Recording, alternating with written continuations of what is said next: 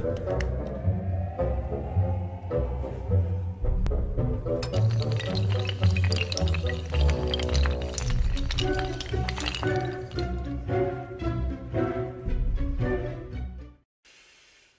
amores, sejam bem-vindos. Bom, nosso tema hoje é bem sensível, tá? Dependendo do que eu vou falar aqui, como eu já tenho fama ambígua mesmo, né? Uns me chamam de burguesa, outros me chamam de comunista. Então hoje o tema é bem assim, acho que tem demais para as pessoas me chamarem de comunista hoje, tá bom? Mas eu tô acostumada mesmo, gente, então, né? Vamos lá, vamos seguir aí. Já tô acostumada a ser chamada de esquerdopata, não é mesmo?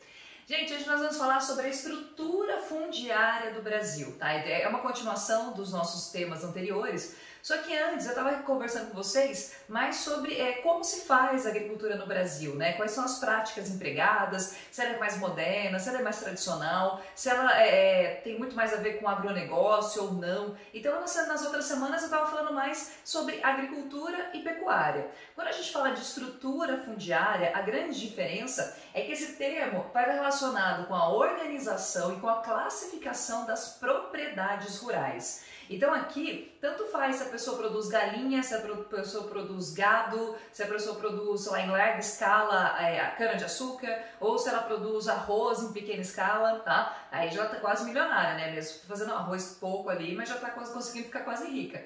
Então não importa o que a pessoa produz, mas aqui quando a gente fala de estrutura fundiária, a preocupação é como nós vamos classificar essas propriedades rurais no Brasil. Pois muito bem, quando a gente fala da estrutura dessas propriedades rurais no Brasil, as propriedades no Brasil, gente, elas vão ser classificadas numa coisa que a gente chama de módulo rural, tá bom? O que é um módulo rural?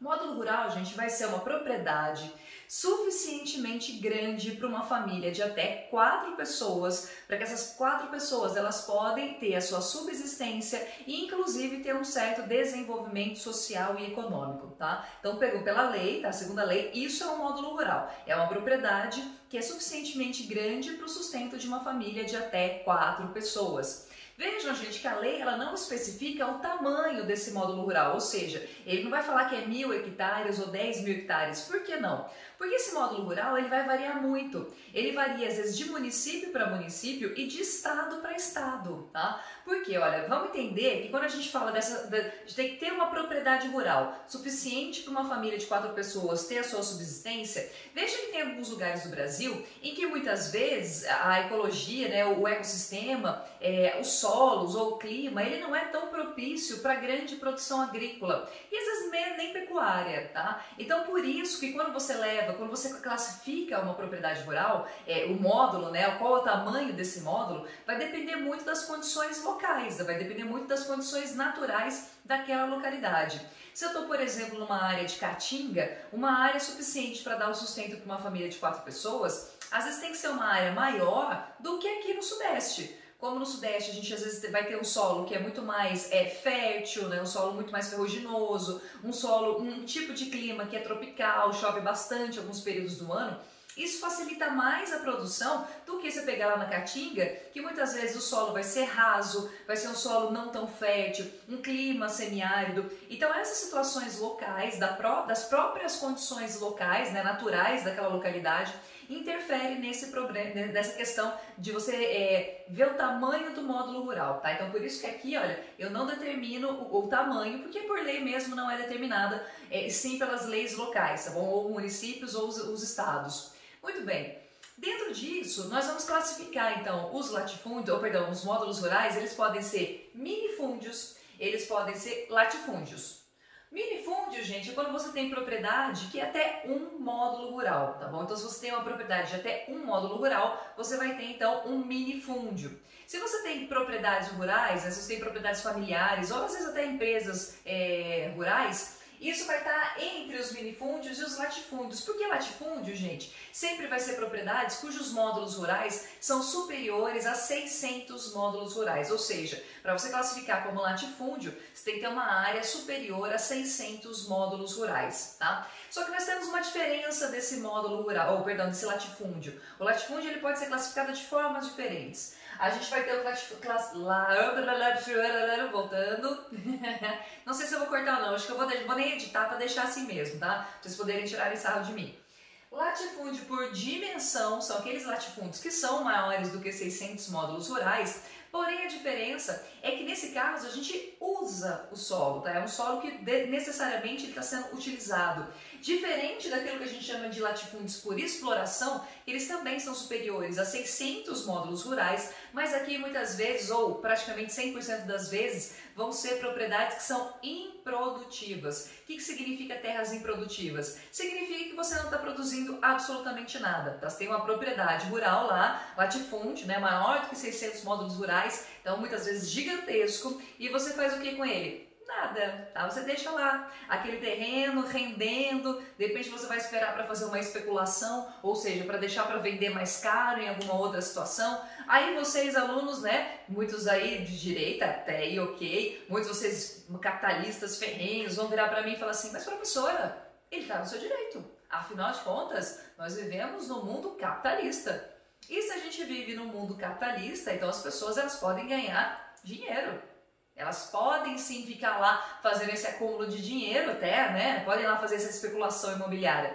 Porém, eu vou mostrar para vocês que não é bem assim não. E quando a gente fala da propriedade rural, ela é bem diferente da propriedade urbana, tá? Mas eu já chego nisso daqui a pouco. Bom, gente, vendo isso aqui, a gente vai analisar que as condições da terra brasileira sempre favoreceram para que a gente tivesse uma concentração de terras. O que isso significa? Que no Brasil você vai ter pouquíssimas pessoas com muitas propriedades e você tem muitas pessoas com pequenas propriedades. Isso vai fazer com que o Brasil seja um dos países com uma das maiores concentrações de terra do planeta. Tá? Então a gente tem uma grande concentração de terra e isso é um problema histórico. Desde que o Brasil foi fundado, desde que o Brasil é Brasil, a gente tem exatamente essa situação, essa condição para concentração de terra. Quer dizer, como se o próprio governo, desde lá da época da coroa portuguesa, ela já meio que favorecesse para que a gente tivesse essa concentração.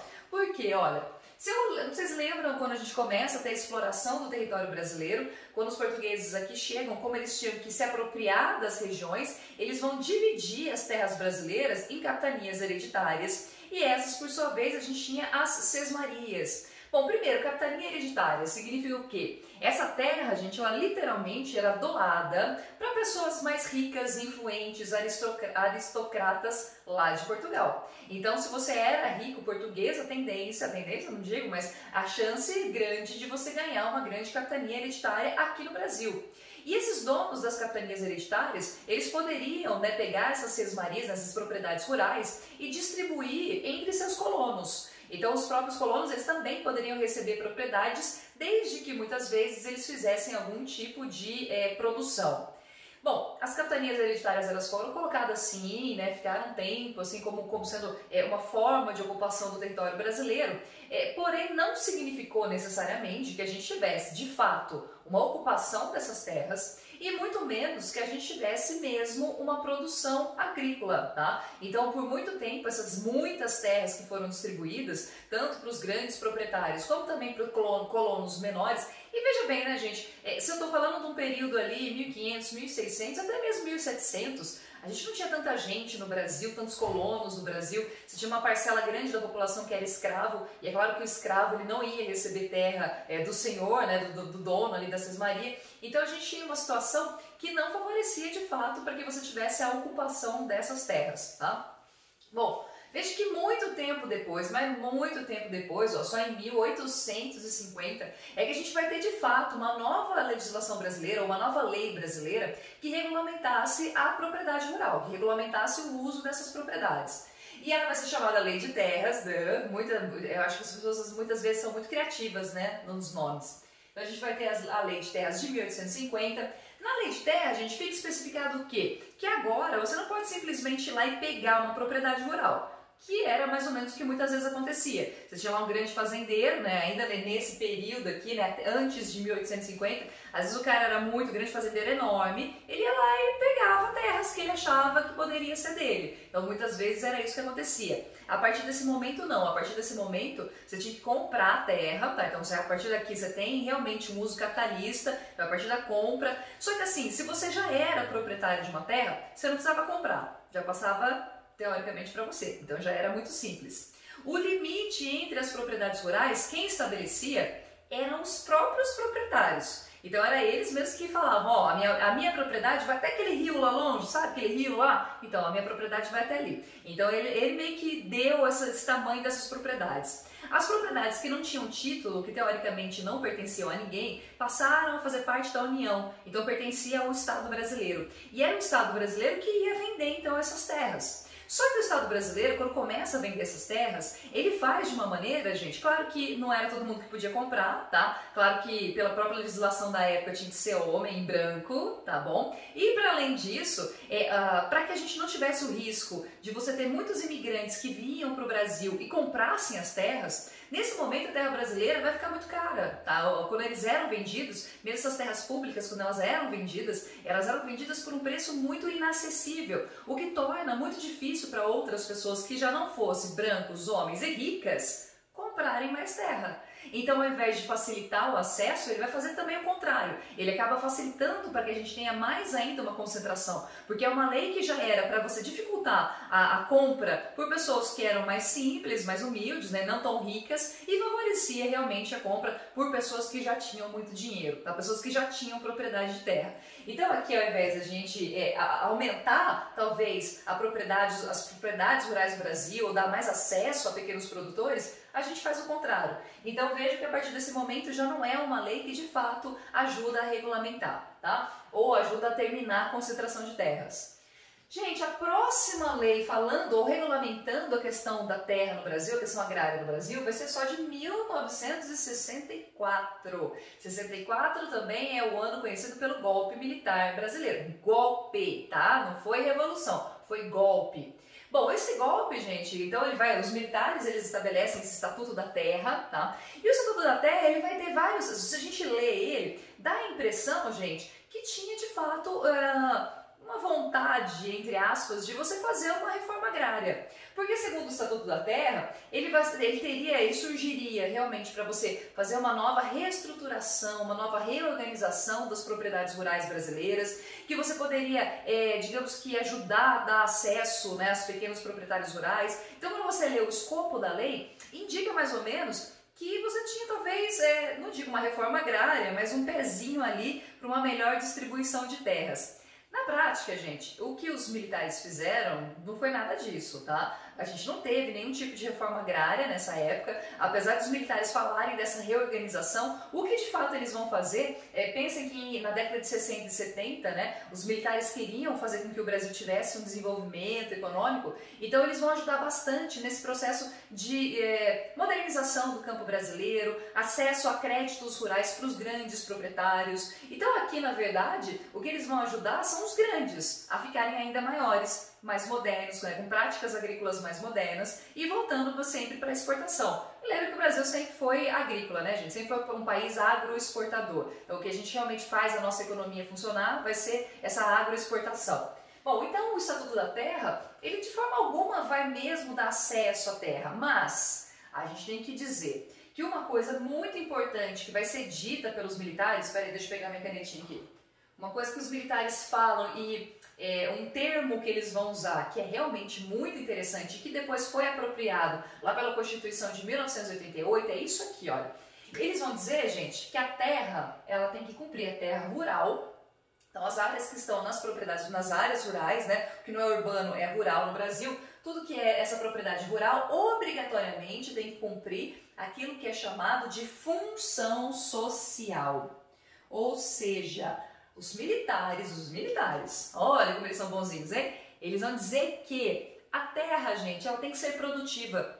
Quer dizer que por obrigação, se a gente vive num país capitalista, como sempre vivemos, né, um país capitalista, obrigatoriamente, se você tem uma propriedade rural, você tem que produzir. É para isso que servem as propriedades rurais no Brasil, tá? O que significa, então, que esse sujeito aqui, ó, que tem um latifúndio por exploração, tá errado. Que esse sujeito aqui que está lá deixando a terra para fazer especulação de terra, está errado. E ele está errado na lei. E ele está errado ainda se eu pensar na questão capitalista também. Então, se vocês me chamaram de comunista antes, olha o meu lado burguês aqui falando. Se você está num sistema que é capitalista, você obrigatoriamente tem que produzir para gerar riqueza. Tá? Você não pode simplesmente deixar o negócio lá, ah, professora, mas a propriedade é dele, ele faz o que quiser. Não, senhores, não. está na lei brasileira, tá? Está na lei brasileira que a propriedade rural tem que cumprir a sua função social. Então você não pode largar lá não, meu filho. Talvez nas áreas urbanas, você pode. Nas áreas urbanas isso é possível. Você deixa lá, você compra um terreno e deixa lá especulando, deixa lá essa terra parada, e aí depois quando a área valorizar, você vende por um valor bem mais alto. Ok, nas áreas urbanas, país capitalista, podemos fazer isso, mas nas áreas rurais, por lei, e olha como não é uma coisa de comunista, porque isso quem impôs, quem colocou esse termo foram os militares, tá? Então, por favor, gente, sem ficar aí defendendo grande produtor, grande latifundiário, que não faz coisa nenhuma com a terra, tá bom? Então sim, a gente tem que fazer alguma coisa por lei, tá bom? Olha como eu fui séria agora, hein? Muito bem, acontece que se a gente tem um histórico que de nenhuma maneira ajuda, facilita o acesso à terra, gente, o que vai começar a acontecer é que entre as décadas de 60, 70 e 80, a gente vai ter o surgimento de vários movimentos sociais, 90 também, alguns movimentos são mais recentes, lá da década de 90, mas principalmente nessa época, a gente vai ter o surgimento, então, de alguns grupos de movimentos, né, por reforma agrária, são alguns movimentos de produtores rurais, de trabalhadores rurais. O mais famoso deles é o MST, tá? Que é o Movimento dos Trabalhadores Rurais Sem Terra. E o MST, gente, ele foi muito estigmatizado no Brasil. Quer dizer, ele sempre foi colocado como um movimento violento, que invade fazendas. Eu não vou negar para vocês que o movimento tem uma série de erros, tá? E de fato, se a gente pegar o histórico do MST, ele vai fazer certas coisas que a gente não pode de maneira nenhuma aceitar, que é realmente condenável. Mas ao mesmo tempo, é um grupo sim de trabalhadores que está exigindo uma facilidade de acesso, tá? Ele não está querendo simplesmente terra, porque ele não vai ganhar essa terra. Na verdade, a terra, muito provavelmente depois ele vai ter que produzir, cumprir a função social da terra e vai ter que pagar todos os tributos como qualquer outro tipo de produtor, tá? Então esse movimento ele surge, como eu falei, a gente tem outros menos famosos, mas no Brasil esse vai ser o mais famoso e ele vai ganhar mais notoriedade ou mais destaque a partir das décadas de 90 e depois de 2000, tá? Muito bem, antes de falar um pouquinho mais sobre o MST, gente, a Constituição de 1988 vai ser a Constituição brasileira que depois também vai estabelecer novas regras ou novas normas em relação ao acesso à terra no Brasil. Segundo a Constituição de 1988, todas as propriedades rurais têm que ter a sua função social. Olha aqui, ó, pegando então do Estatuto da Terra de 64, então toda propriedade rural tem sim que ter a sua função social, não pode largar nada improdutivo não, tá? Estamos num país capitalista, temos que produzir. A gente tem que também gerar emprego, e aí, gente, geração de emprego a gente já viu na outra semana, né? Se você tem uma grande propriedade rural moderna, né, você faz uma agricultura moderna, agrobusiness, agronegócio, você não vai provavelmente empregar um monte de gente. Por que não? Se você faz agricultura moderna, você tem maquinários, você não precisa de gente. Então quem mais emprega, geralmente, vão ser os pequenos produtores, não os grandes produtores. A gente tem que ser produtivo, tá? Então você tem que produzir, você tem que fazer alguma coisa com esse solo, seja a produção de galinha, pode ser galinha da Angola, tá? Pode ser qualquer tipo de, sei lá, você quer produzir pato, marreco, pode também, tá? Desde que você produza nessa terra. Ah, eu faço uma produção, eu tenho uma terra enorme, só que eu tenho uma produção intensiva de gado. Tudo bem, é intensiva, você está produzindo, tá? Então não importa o tipo de produção que você faz, se é moderna, se é tradicional, se é grande ou se é pequeno, o importante é que você seja produtivo. E a Constituição Brasileira de 1988 vai estabelecer que as terras que não são produtivas, elas podem sim sofrer desapropriações, tá? Então, na lei brasileira, está lá previsto que se essa terra está lá há muito tempo, latifúndio por exploração, sem nenhum tipo de produtividade nunca, tá? A sua história inteira nunca teve nenhum tipo de produtividade, o governo brasileiro, por meio do INCRA, ele pode sim fazer uma desapropriação de terras, tá? Bom, dessa história recente do Brasil, gente, dessa lei, dessa nova legislação aqui de 1988, nessa nova Constituição de 1988, os presidentes mais recentes, o Sarney, quase nada, tá, de reforma agrária ou de desapropriação de terras. Vamos pular o Collor, que o Collor, como a gente já viu, né, é ridículo. Vamos então para o FHC. O FHC vai ter uma subida muito grande, tá? A gente vai ter sim uma desapropriação, só que era uma forma de desapropriação que não era exatamente o que o MST queria, né? Até porque na época a gente tinha um número muito grande desse movimento, o movimento em si era muito volumoso, e pelo número de desapropriações que foram feitas, né, de distribuição entre aspas, de terra que foi feita, é muito pouco significativo. O governo que mais vai fazer isso é o governo do Lula, tá? O Luiz Inácio Lula da Silva é o que mais vai fazer essas desapropriações. E o que praticamente não faz, gente, o que praticamente tem reforma agrária zero, tá? Praticamente não fez absolutamente nada de desapropriações, nem nada nesse sentido, é o governo da Dilma. Tá? Da governo da Dilma é o que menos vai fazer esse tipo de ação voltada para esses movimentos de agricultores sem terra ou de trabalhadores rurais sem terra, tá bom? Bom, turma, dito isso, é importante que a gente ressalte a importância não só dos pequenos proprietários, tá? A importância, é interessante a gente notar, acho que principalmente agora que a gente está tendo essa subida muito grande dos preços, fica muito claro pra gente que quem realmente produz para a alimentação do brasileiro, né? Se você pega essas famílias rurais, como ela não volta para exportação, como é voltada para o mercado interno, ela geralmente é o que garante que os preços sejam preços acessíveis para as pessoas, que tenham uma quantidade, né, X de alimentação para o brasileiro, que você vai confiar nesses grandes produtores. Ó, eu sei que o Brasil é um país agroexportador, como eu mesmo já falei, ok. Nossa economia é baseada nessa agroexportação.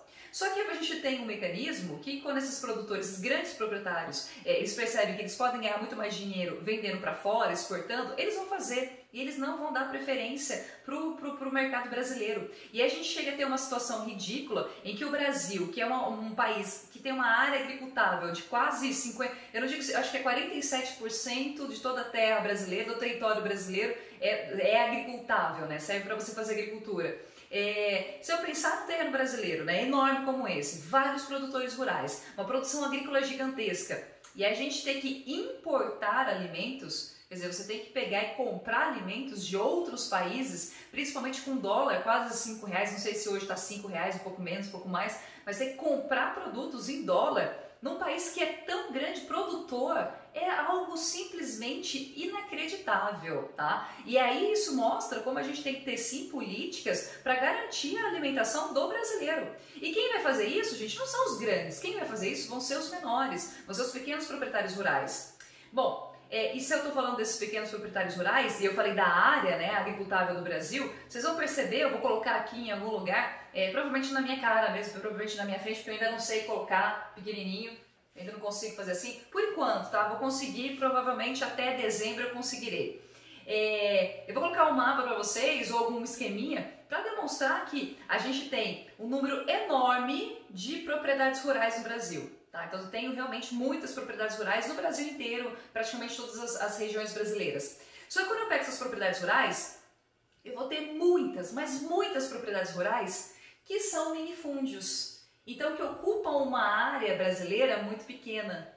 Em compensação, eu tenho pouquíssimas propriedades rurais, pouquíssimas em número, pouquíssimas, que são consideradas latifúndios. Então, quer dizer, é o que eu falei no início da aula, você tem muitas pessoas que têm pequenas propriedades, dificuldade de acesso ao crédito rural, dificuldade às vezes de vender, dificuldade mesmo de apoio do governo, tá? Não consegue praticamente nada disso e eles produzem muito, só que não tem acesso, né, facilidades. E em compensação, você tem pouquíssimas pessoas no Brasil, pouquíssimas, que tem muitas propriedades, vastas propriedades. E essas propriedades, gente, muitas vezes por exploração e não por dimensão, então o cara ganhou, e às vezes ele ganhou mesmo, tá? Às vezes lá, ó, ele vem recebendo terras aqui, ó, do seu tataravô, do seu bisavô, do seu avô, ele vem recebendo terras, quer dizer, ele mesmo nunca comprou nada, tá? Ele vai herdando isso e nunca fez nada na terra, mas tenho certeza que se esse cara for num banco e pedir um crédito rural, com certeza ele vai conseguir, tá? Muito provavelmente ele consegue e o pequeno produtor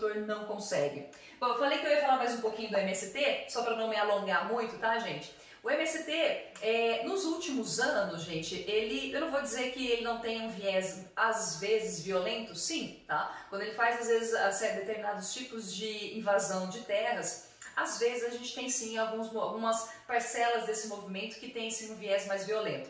Só que quem mais usa de violência não é o MST, até porque são trabalhadores que dificilmente, né, trabalhadores rurais, que dificilmente têm armas, dificilmente, né, sabem realmente fazer uma luta.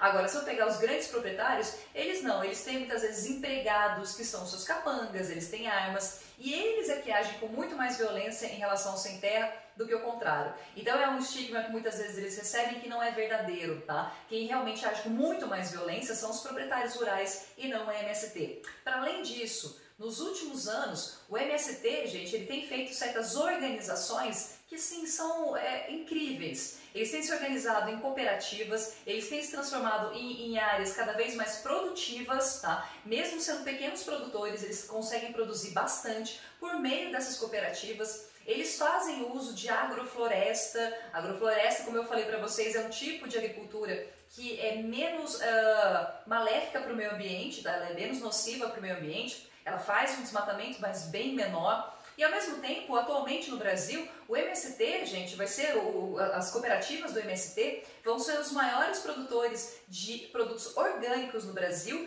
E no caso do arroz, olha só o arroz de novo, no caso do arroz, quem mais produz arroz orgânico de toda a América Latina é as cooperativas do MST, tá bom? Então, diferente do que muitas vezes falavam algumas pessoas, talvez aqui alguns professorinhos de vocês também falam, tá?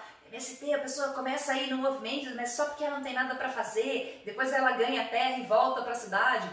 Gente, isso é uma minoria, tá? Uma minoria. Você não, quem faz parte do movimento realmente são trabalhadores rurais e muitas vezes quando eles ganham, e eu falo ganho porque não é exatamente ganhar, tá? Então, quando eles têm acesso a essa terra, eles trabalham sim, trabalham muito e os dados comprovam isso, tá bom? Vocês podem procurar aí várias reportagens e saiu mais várias reportagens ultimamente justamente por causa do preço do arroz, tá? Falando sobre os movimentos rurais sem terra. Será que eu tinha mais alguma coisa para falar? Ah, só para terminar, falei que era só para terminar, mas só mais esse aqui, tá? Já que eu falei da questão dos sem terra, né, do movimento sem terra, do MST, que faz uma produção de agrofloresta, também eles têm toda uma movimentação de fazer menos impactos ambientais, tá? Tem todo programas e projetos de causar menos impactos ambientais. Vamos lembrar, gente, quem está queimando o Pantanal hoje no Brasil, quem está queimando ali a floresta amazônica na borda, né, nas fronteiras agrícolas do Brasil, quem que faz as queimadas, tá? Não são os pequenos, gente. Não é o MST, tá bom? Não são essas pessoas. São os grandes proprietários rurais, sim, que querem ter mais área para fazer sua agricultura, tá? Enfim. E aí a gente está tendo um Brasil queimado, aí um Brasil que está pegando fogo e parece que ninguém se importa, tá bom? Falei bastante, né? Mas é um tema que é bem gostoso, eu gosto bastante de falar sobre isso. Se vocês tiverem alguma dúvida, se vocês quiserem que a gente retome algum ponto específico, tá, gente? Só me falar que aí a gente retoma. E é isso por hoje. Beijo pra vocês e até semana que vem. Tchau, tchau!